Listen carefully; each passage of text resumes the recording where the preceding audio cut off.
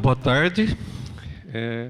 Ao contrário do professor Oswaldo, que está há bastante tempo no palco e já acostumou, eu já estou há bastante tempo já aqui, mas ainda não me acostumei com o palco, então vamos lá. Tá?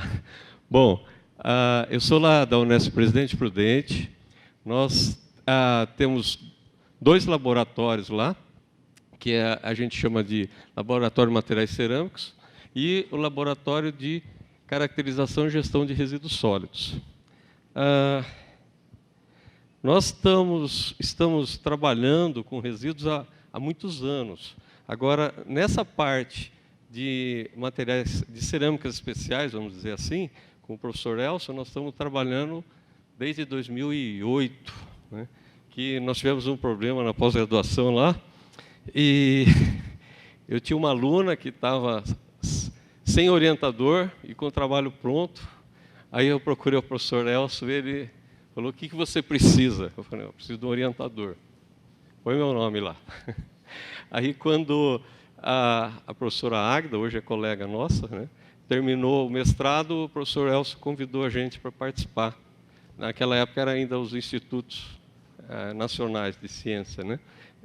E depois, em seguida, ele nos convidou a participar do CEPID.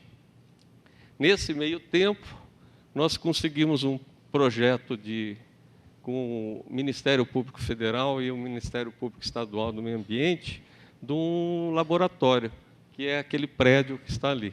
Tá? O prédio ficou pronto ano passado, nós conseguimos recursos para a gente trabalhar com resíduos. Então, lá em Prudente, a gente tem trabalhado com cerâmicas especiais e também com materiais cerâmicos e vitrocerâmicos utilizando resíduos. Assim, tudo que nós temos lá, nós devemos ao professor Elcio. Sempre nos ajudou muito, sempre nos incentivou, motivou, e toda vez que a gente precisa de alguma coisa, ele sempre abriu os braços e nos recebeu. Então, uma grande parte do que a gente tem feito em Prudente, a gente deve ao professor Elcio. Tá? Muito obrigado. Então, agradeço ao professor Elcio o convite, à comissão organizadora pela atenção, que vocês foram muito atenciosos com a gente, tá? E agradeço a presença de todos. Bom,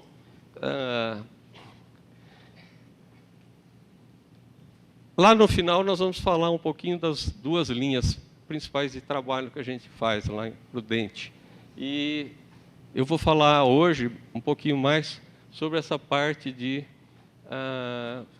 materiais vitrocerâmicos, que a gente tem publicado alguns artigos com isso aí, e a gente tem vários alunos de pós-graduação envolvidos.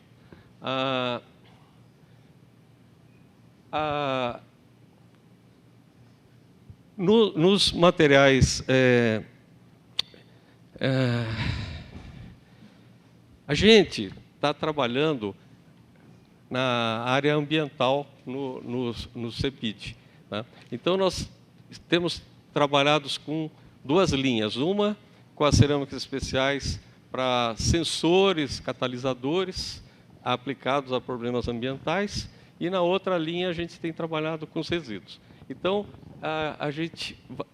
eu vou falar um pouco agora sobre essa parte de cristalização de vidros, preparação de vidros e cristalização de vidros, com controle para que a gente consiga controlar o tamanho das partículas dos materiais que a gente vai cristalizar. Tá? A cristalização, ela permite, né, você projetar materiais com tamanho médio de cristalito, desde nanométrico até micrométrico. Então, como as propriedades dos materiais estão associadas ao tamanho das partículas, a gente consegue controlar esse tamanho e, consequentemente, controlar muitas propriedades. Então, um exemplo que a gente tem, no caso aí dos materiais vitrocerâmicos que a gente tem trabalhado, a gente parte de um vidro, a gente prepara o vidro, e aqui um espectro característico de análise térmica onde nós temos a transição vítrea, aqui o pico de cristalização, o pico de fusão.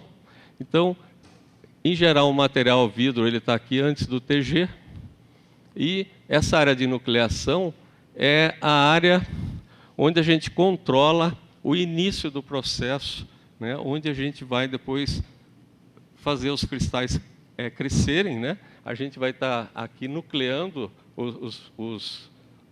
as fases que nós estamos querendo obter, e aqui nós vamos tratar em temperaturas, e também dá para a gente trabalhar em tempos diferentes para controlar a quantidade de núcleos e o tamanho de partículas que a gente vai obter lá na frente. Então, aqui tem um exemplo de um material, uma fase chamada volastonita, que nós obtivemos com cristalização nessa temperatura aqui, logo após o pico de cristalização do material. Bom, como que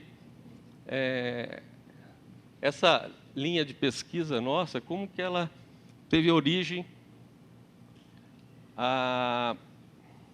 Primeiramente, nós, quando fomos trabalhar com resíduos, nós procuramos trabalhar com os resíduos produzidos na nossa região. Então, a nossa região lá tem 6 ou 7 usinas de álcool num raio de 60, 70 quilômetros ao redor de Presidente Prudente. Então, eles produzem uma grande quantidade de cinza de bagaço de cana. Tá? A indústria sucroalcooleira, ela no Brasil, o Brasil é o maior produtor mundial de açúcar e álcool de cana-de-açúcar. Tá? Então, a quantidade de resíduo produzido é imensa. São 3 ou 4 milhões de toneladas por ano de cinza de bagaço de cana. Essa cinza, ela é rica em sílica. Tá? Outro resíduo que a gente tem na região é a ADF, que é a areia descartada de fundição, que é um outro problema mundial. O Brasil está entre o 5º e o 7º maior produtor de fundidos do mundo. E para cada tonelada de fundido, você produz uma tonelada de areia descartada com escória, também rica em sílica. Então, a gente tem matéria básica para a produção de silicatos de vidros, né? E trabalhando com esses materiais aqui, como são resíduos, a gente não pode querer dar usar, por exemplo, esse material cerâmico para implante, por exemplo, porque ele é uma salada maluca de elementos químicos ali que a gente não tem controle. Então, a indústria da construção civil, ela é uma indústria que você pode direcionar muitos materiais e ter uma utilização, vamos dizer, nobre para esses resíduos, para esses materiais que você produz no laboratório. Então, nós começamos a trabalhar com esses resíduos para produzir uma fase chamada volastonita, que é um silicato de cálcio. O Japão é o maior produtor de volastonita para aplicação na indústria da construção civil. Eles têm 2 marcas lá registradas, que é o Neopares e o Cliston, né, que são produzidos lá no Japão, que tem uma aplicação grande. O professor Zanotto mostrou até uma fotografia que eu vou mostrar aqui também do Shopping JK em São Paulo.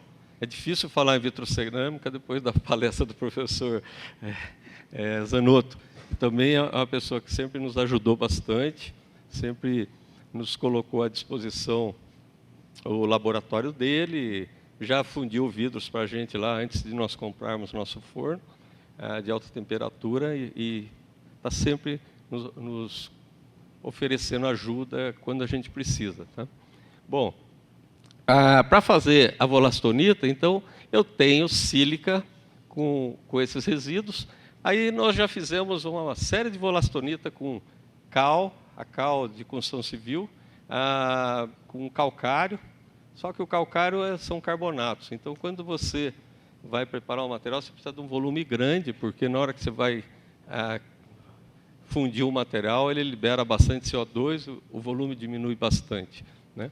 Então, a gente usa cal, usada na construção civil também.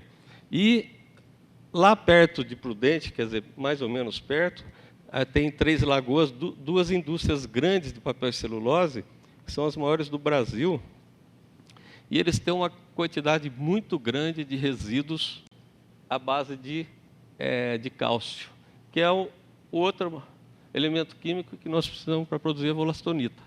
Então, nós pegamos, agora tem uma aluna lá fazendo doutorado, e ela está pegando os dregs, os resíduos que são produzidos na indústria de papel e celulose, e está produzindo a volastonita. Ela já conseguiu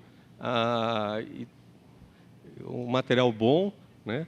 A gente está em fase de caracterização final já do trabalho, e aí a gente tem a volastonita. Fora dessa parte de resíduos, nós temos um aluno também agora, que é engenheiro de materiais, que ele está trabalhando com a preparação de titanato e titano silicato de bário e cálcio, também pelo mesmo método de produção de vidro e depois por cristalização controlada, tá? Esse o titanato de bário, com silicato de titanato de bário, fresnoite, né, que é um material interessante. Eu conversei com o professor Zanotto agora há pouco, de manhã, ele até ofereceu ajuda para a gente preparar, que ele já trabalhou bastante com esse vidro. Tem propriedades interessantes, piezoelétrica. Ele é um material polar, mas ele é não ferroelétrico, tá? Bom, a gente está trabalhando com esse material também. Então, esses dois materiais aqui, a gente está preparando pelo método de fusão e resfriamento rápido para obtenção do vidro e depois cristalização controlada, tá? Bom, como que a gente prepara os vidros a partir do resíduo, tá? Primeira coisa, a gente precisa conhecer o resíduo. Então, a gente faz a caracterização por fluorescência de raio-x. Aí, através da fase que a gente deseja obter, a gente vai no diagrama de fase e determina a composição da mistura que você vai preparar para obter o vidro, tá? Depois disso, para vidros de silicato, existe um trabalho publicado do Shenjiu, que ele permite você calcular, estimar qual que vai ser a temperatura de fusão daquele composto, tá? Aí, depois que a gente faz isso, a gente leva para o forno. Esse aqui é um forno que nós conseguimos comprar, e a fluorescência de raio-x também com esse projeto com o Ministério Público, um recurso que eles nos deram, né? Além do prédio, alguns equipamentos, ainda estamos comprando outros equipamentos. O problema nosso em Prudente não é falta de dinheiro para equipamentos, o problema nosso é como conseguir usar o dinheiro para comprar equipamento. A burocracia é muito grande, são duas burocracias, da Unesp e a burocracia da Caixa Econômica Federal, que é quem controla a liberação de recursos. Bom, a gente funde, esse forno ele vai a 1.700 graus, tá? Esse aqui é uma aberração dessas compras da universidade, porque esse forno aqui, eles compraram, porque tem que comprar pelo preço mais barato. Esse aqui foi o primeiro forno que o cara fabricou e vendeu para nós. Deu um monte de problema, agora está funcionando, tá? Infelizmente, a gente depende do setor de compras lá. Bom, aí você funde, faz o resfriamento rápido para obter fritas, e também a gente deposita uma parte do vidro num substrato metálico, leva no forno pré-aquecido para ele aliviar as tensões e não quebrar, né? Senão ele explode, porque ele esfria por fora e está quente por dentro, por problema de tensão, de dilatação, ele explode, né? Aí a gente leva no difratômetro de raio-x o pó, a gente moe, tritura esse pó, faz difração de raio-x para confirmar se a gente tem o vidro mesmo. Aí nós levamos para análise térmica, fazemos a análise térmica, o comportamento térmico do material até 1.300, 1.400. Esse equipamento aqui é a FAPESP que deu para a gente, vai a 1.500 graus, faz simultaneamente o DSC, o DTA e o TG, né? Aí depois a gente moe o material, prensa, faz as pastilhas, leva ao forno, faz um tratamento térmico de acordo com a temperatura que a gente determinou aqui, né? Aqui ficou muito pequeno, mas essa parte vermelha aqui é uma derivada da curva do DSC, que ela é muito importante porque ela mostra para a gente reações que às vezes você não está vendo no sinal, o que é o sinal preto lá do equipamento. A derivada mostra para a gente, ó, aqui você está cristalizando pelo menos 2 ou 3 fases. Aí depois a gente leva para o raio-x para confirmar realmente, né? Então, a gente faz a pastilha, dá o tratamento térmico. Essa aqui é uma vitrocerâmica produzida com cinza de bagaço de cana, né? A gente tem vários trabalhos publicados, como são trabalhos da área ambiental, a gente publica na Waste Management, Journal of Environmental Management, tem também na Journal of the American Ceramic Society, mas a gente tem publicado mais nessas revistas ambientais, tá? Aí a pastilha volta para o difratômetro de raio-x e confirma a fase. Essa parte em preto aqui é o nosso resultado, aqui é a ficha padrão, então você pode ver que formou volastonita perfeitamente, assim, de uma forma mais simples, com resíduos. Se você pegar a composição dos neopares que os japoneses produzem, ele tem quantidades de vários elementos químicos bem definidas. E, na verdade, aqui nós só controlamos a sílica e o cálcio e um pouquinho de fundente para chegar na volastonita, tá? E depois você pode levar para o microscópio eletrônico e fazer uma análise da microestrutura do material para ver a forma da cristalização, como que você está obtendo.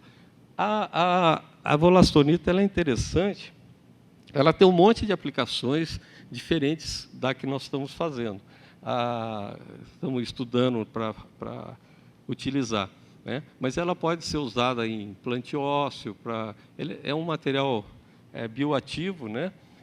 Ele também pode ser aplicado em outras utilidades para a indústria da construção civil, por exemplo, pode ser adicionado a materiais cerâmicos como fundente para melhorar as propriedades do material cerâmico, pode ser adicionado ao cimento. Então, ele é um material, é uma fase muito interessante, que tem propriedades muito ricas, né?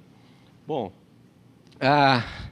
aqui é só um pequeno detalhamento do como que a gente faz o uso da análise térmica aqui, tá? Então, a gente tem o nosso material inicialmente, que é um vidro, né?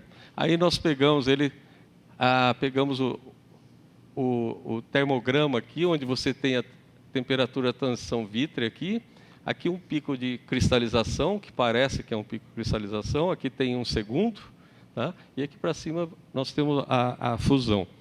Bom, a gente pega o material, dá um tratamento térmico nele aqui, nessa região de nucleação, faz o raio-x e observa que ele ainda é um vidro. Embora esse piquinho aqui mostre que, como tinha um excesso de sílica, então formou cristobalita no nosso material. Então nós estamos com um pouquinho de cristobalita no nosso vidro já crescendo ali.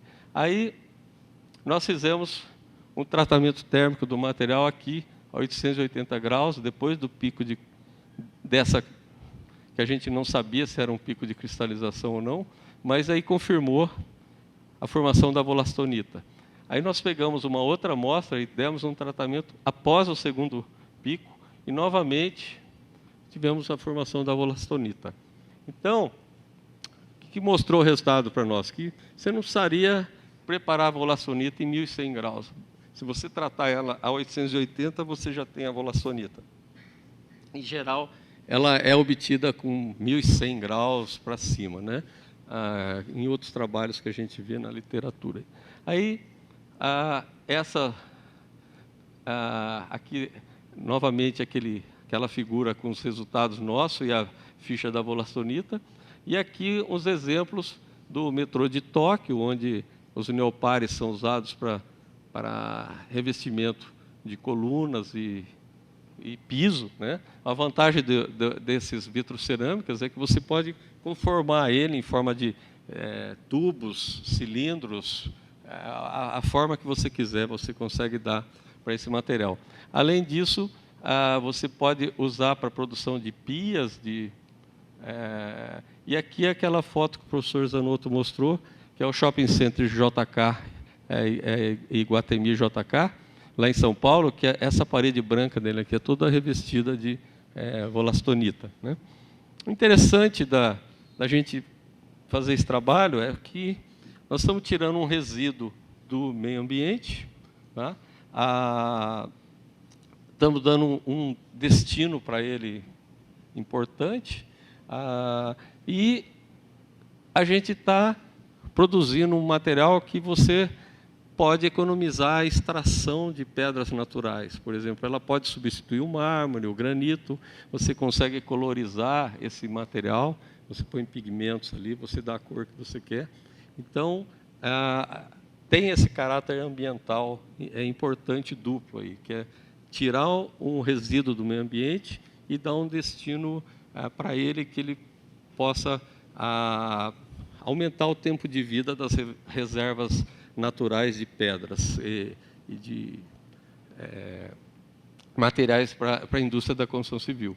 Bom, mas aqui, essa região aqui é interessante, que é a região entre a transição vítrea e o pico de cristalização, que é onde ocorre a nucleação do material.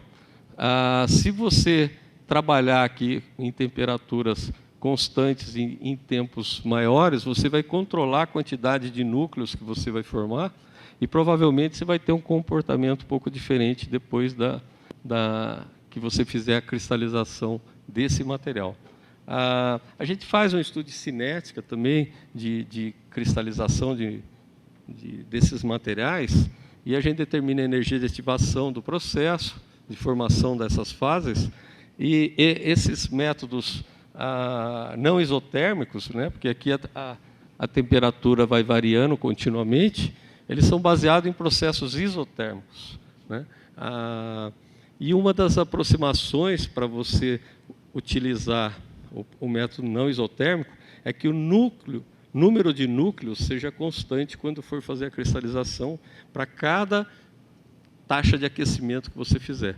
Porque a cinética é bem simples, você faz varreduras de taxa de aquecimento aqui com temperaturas, taxas de aquecimento diferentes, 5 graus por minuto, 10, 15, 20, e cada curva dessa vai te dar uma posição do pico que vai estar associada à quantidade de energia que você está dando para o processo, e depois, a partir desses dados, você determina a energia de ativação.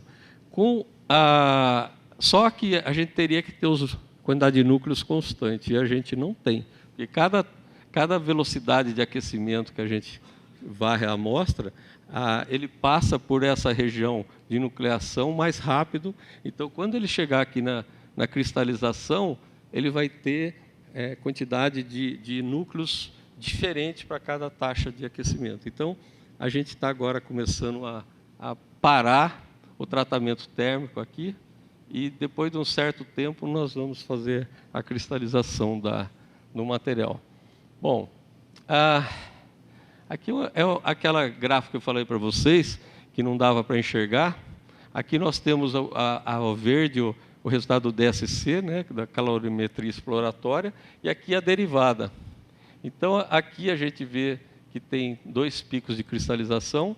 Aqui não está dando para ver direito, mas nesse ponto aqui a gente tem uma quebra de continuidade aqui na derivada, porque isso aqui teria que ter uma simetria, essa pico aqui de baixo com esse.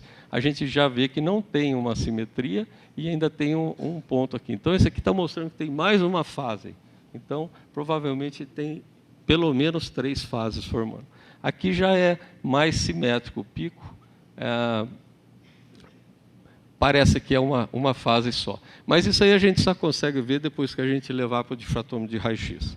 Aí o difratômetro de raio-x vai dizer, não, tem 3 fases. Aí, o que nós fazemos? Nós pegamos os picos de cristalização, aqui tem uma série de picos de cristalização com diferentes taxas de aquecimento para o estudo de cinética. Aí nós fazemos a deconvolução desses picos. Como que a gente faz? Baseado no resultado de raio-x. Se o raio-x falar, ó, tem 3 fases cristalinas, nós vamos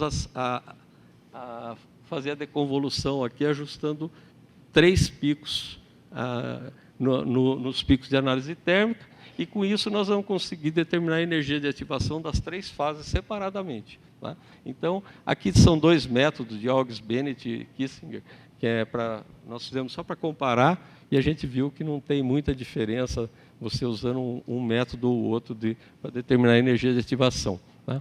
Bom,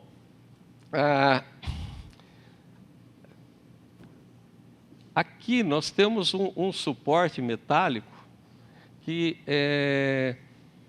a gente está trabalhando para preparar alvos para um sputtering que a gente tem lá, que nós recebemos através do CEPID, né, para a gente fazer deposição de filmes finos. Então, esses aqui são os primeiros alvos que nós preparamos. Precisa dar um polimento agora e depois fazer a cristalização controlada para a gente depositar as fases que a gente quer depositar. Né? Como o equipamento precisa de um material com baixa porosidade, nós já prensamos um material, já demos tratamento térmico, não fica muito bom. Nós precisaríamos de uma prensa isostática que a gente não tem lá, né? Mas nós vimos o seguinte, se a gente preparar um vidro e fizer a cristalização dele, nós vamos ter um material com baixa porosidade, porque o vidro, a porosidade dele é praticamente 0, né? E com isso nós vamos ter um material ideal para deposição via sputtering. Né? Então, a gente está fazendo a fusão, recozimento, preparando a vitrocerâmica, preparar o alvo para deposição. Esses dois primeiros aqui é um titanato silicato de bário cálcio, que a gente conseguiu fazer o vidro, agora nós vamos fazer a cristalização deles para preparar o alvo. E esses 3 aqui são resíduos, vidros preparados com resíduo de areia descartada de fundição. Tá? A gente está querendo estudar as propriedades de filmes finos de alguns materiais, então a gente pode comprar alvo, né? Mas nós temos um alvo de titanato de bário lá, mas nós queremos estudar o nosso titanato de bário, não o que a gente compra no mercado. Né? Então, aí nós estamos trabalhando para preparar esses alvos para o sputtering. Tá?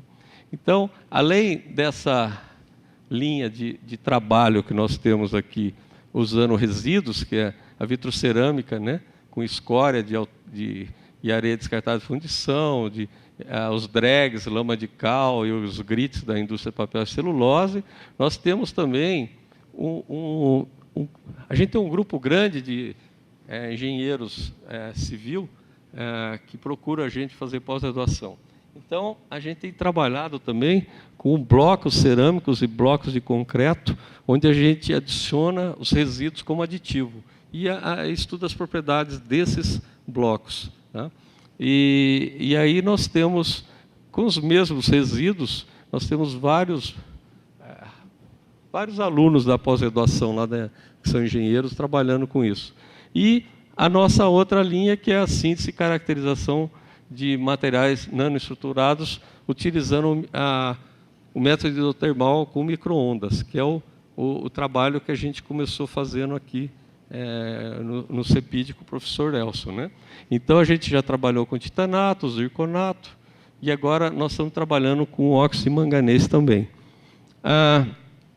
Os zirconatos e os óxidos de manganês, a gente faz no micro-ondas, lá com o hidrotermal, mas eles saem com os tamanhos de cristalitos muito pequenininhos. Você não tem picos, você tem bandas na posição dos picos. Depois você dá o tratamento térmico, você vê onde que estão formando onde está formando a fase, aí você consegue avaliar o tamanho médio do cristalito. Eu peguei um exemplo aqui, esse aqui é o caso de um zirconato de cálcio, que quando você tira ele do micro-ondas, ele sai assim. Tá? Ele tem um pico aqui de uma fase que já está um pouquinho cristalizada. Aí você dá um tratamento térmico a 600, 800, a 1000, e 1200 graus, a gente tem duas fases de zirconato. Uma ortorrômbica, que é o zirconato de cálcio, e uma cúbica, que ela não é estequiométrica. Pela ajuste dos dados nosso lá, a gente viu que a gente tem uma fase não estequiométrica aqui do zirconato de cálcio. Tá? Aí, medindo o tamanho médio de cristalitos aqui nos dados de raio-x, a gente vê que em 800 graus ela é da ordem de 6 nanômetros. Tá? Quando se leva a 1000 graus, a 1200, o tamanho médio do cristalito do zirconato de cálcio cresce mais do que a do zirconato de cálcio cúbico aqui, que ele é não estequiométrico. Né? Então, aqui é aquilo que era a proposta inicial da palestra, né? Mostrar que você, sintetizando o material ou preparando vidros, você consegue controlar o tamanho das partículas através de um tratamento térmico, tá? Com a difratometria de raio-x e, no caso dos vidros, usando análise térmica também. Então, aí a gente tem materiais com tamanhos médios cristalitos diferentes e a gente está iniciando as avaliações, as medidas das propriedades desses materiais para diferentes tamanhos de cristalito. Esse trabalho aqui já tem um artigo publicado na Cerâmica International, publicado ano passado, né, que é o Wagner, que está aqui, que é um aluno de doutorado. Ele já está com um outro artigo sobre esses tempos de síntese e temperatura de tratamento, já está pronto, ele entregou para a gente corrigir. E também tem um outro artigo que ele preparou esse material dopado com európio. Também deu um resultado interessante na parte de fotoluminescência, que foi feito com outro menino que faz doutorado em Prudente, que ele estava em Portugal. Aí lá em Portugal ele fez as medidas lá e tem um outro artigo que também deve sair agora esse semestre, até o começo do próximo semestre deve sair. Então, o Wagner vai provavelmente sair com 3 artigos aí, né, no doutorado dele. Tá? Então, aqui alguns alunos trabalham com a gente lá em Prudente. Nós estamos com 5 doutorandos, 14 mestrando e 8 iniciação científica. O professor Elcio teve o ano passado lá em Prudente, no simpósio da Química, né? Ele foi visitar o nosso prédio. O prédio está pronto, mas ainda não está inaugurado. Por quê? A Unesp comprou os móveis, fez uma licitação, pregão, menor preço. A empresa chegou lá e entregou os móveis, 2 caminhões de móveis, que tem 800 metros o prédio, são 2 andares, tudo fora da especificação da licitação. Não recebeu o material, a empresa largou lá e disse que vai trocar depois. Então, nós estamos sem móveis no prédio, com um monte de móveis empilhados dentro do prédio lá. Né? E esse aí infelizmente, é o que acontece com a gente lá quando usa o processo de compra da Unesp. Tá? Bom, eu queria agradecer novamente ao professor Elcio, ao centro que nos apoiou sempre, o difratômetro de raio-x, sputtering, o micro-ondas, todos nós recebemos através do centro. Né? O professor Elcio sempre nos abre as portas para qualquer análise que a gente precisa aqui, para qualquer participação de eventos, sempre colabora com a gente lá. Né? Ao Ministério Público Estadual, ao Ministério Público Federal e à CESP. Esse dinheiro aí veio de uma multa, de um ataque, termo de ajuste de conduta da CESP, né? Quando ela fez a usina Porto Primavera, alaga uma região muito grande, eles tiveram que pagar 140 milhões de reais de multa. Então, um iluminado de um procurador federal que tem lá em Presidente Prudente, ele resolveu que, falou, não, esse dinheiro não vai para Brasília, esse dinheiro tem que ser investido na área impactada. Aí ficou lá para Prudente, 30 milhões para o Hospital do Câncer, a 100 e poucos milhões para todas as prefeituras que tiveram impactado na área, e para a Unesp, nós fizemos a chamada de projeto. Inicialmente, nós entregamos 2 projetos, ganhamos 5 milhões os 2, e depois o professor Alden entregou outro projeto, ganhou mais 7 milhões. Então, ele destinou para a Unesp de Prudente em torno de 12 milhões de reais. Mas é para material, para obras e para equipamentos. A gente não tem dinheiro para outras despesas, né? Então, fica assim, restrito o uso desse recurso, né? Aqui é o nosso laboratório de gestão de caracterização e gestão de resíduos sólidos, e a Pós-Mate, que é o programa de pós-graduação nosso.